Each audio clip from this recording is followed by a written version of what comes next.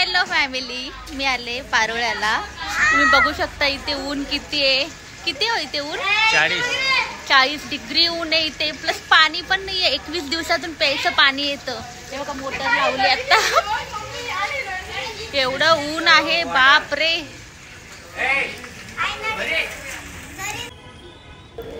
हा आहे आमच्या पारोळ्यातला पारधीवाडा।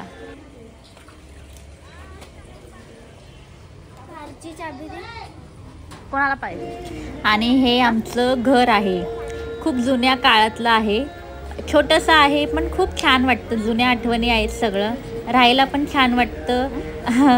हे बघा किचन। आजकाल जुनं जे आहे ते सगळं दिसतच नाही आहे, सगळं काही नवीन नवीनच दिसतंय।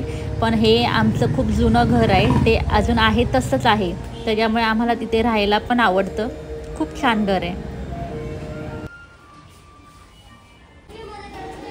हे आमचं देवाचं घर आहे। आमची इखई माता म्हणजे सप्तशृंगी माता गडावरची, ही आमची कुलदैवत आहे।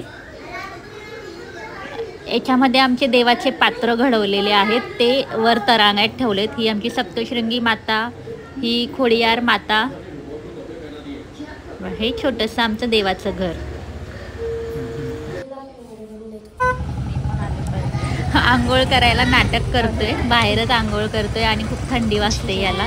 पाणी पण टाकत नाही अंगावर, म्हणून आले मी टाकायला।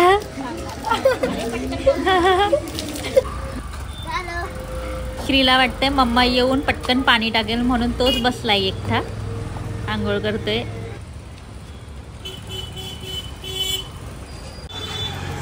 हा पारोळ्याचा बाजार आहे। बाजारात थोडं छोटं मोठं सामान घ्यायला आले मी। बाजार पण छान आहे इथला, रविवारचा बाजार भरलाय। जास्त दाखवत नाहीये मी, थोडं फारच दाखवलंय। रस प्यायला ये म्हणते माय।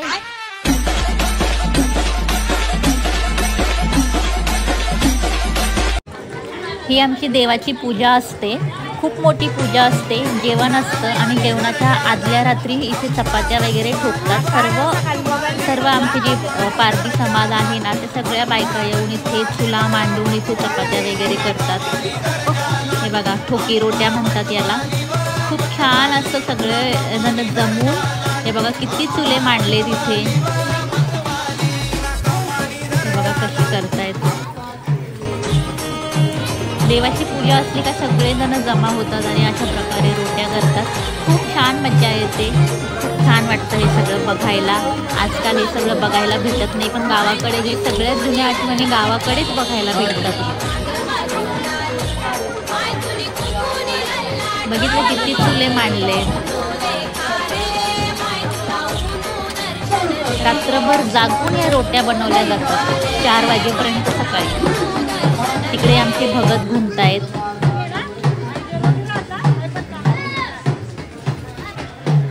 हे आमच्या पारधी समाजामध्येच तुम्हाला बघायला भेटणार, दुसरीकडे कुठेच बघायला भेटणार नाही।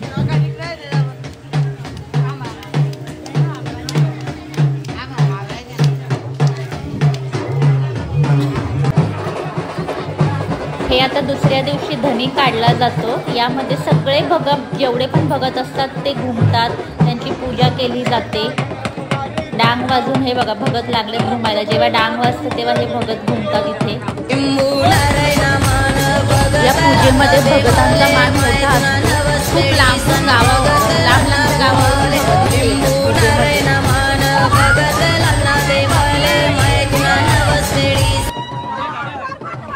खूप 4-5 दिवस ही पूजा चालते। पण मी नेमकी आदल्या दिवशी आले, त्याच्यामुळे मी ह्या धनीचंच तुम्हाला दाखवू शकले। नाही तर ही पूजा पूर्ण 8 दिवस चालते आणि 8 दिवसामध्ये खूप छान प्रकारे म्हणजे तुम्ही कुठे बघितलं पण नसणार असं तुम्हाला या पूजेमध्ये बघायला भेटतं।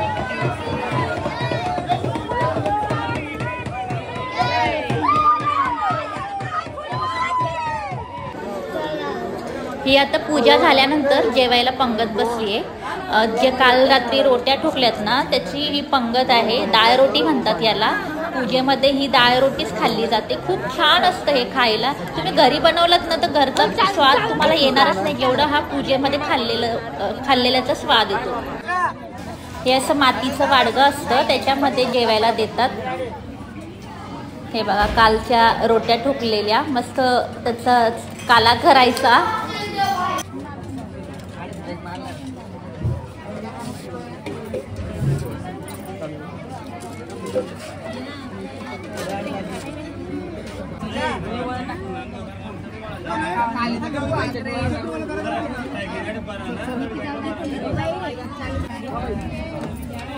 तू तेल टाक.